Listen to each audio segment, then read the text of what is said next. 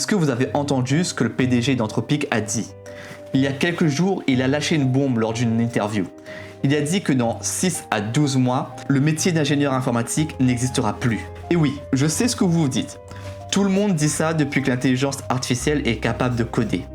Mais là, les choses ont vraiment changé. Jusqu'à maintenant, coder avec l'intelligence artificielle, c'était un peu un jeu, un passe-temps qui nous permettait de développer une application en quelques heures. Au résultat, on obtenait quelque chose de potable. Et le mot-clé, il est là, potable. Mais aujourd'hui, le vibe coding n'est plus un jeu. C'est devenu la manière par défaut de faire de milliers de professionnels. Et pas pour bricoler un petit projet pendant un week-end.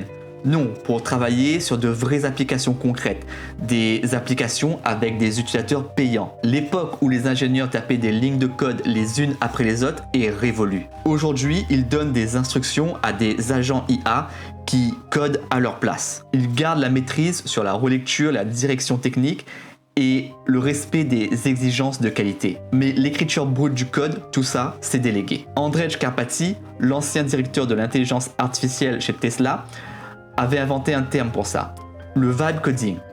Aujourd'hui, il appelle ça l'ingénierie agentique. Agentique parce qu'on ne code plus, on gère des agents qui le font à notre place.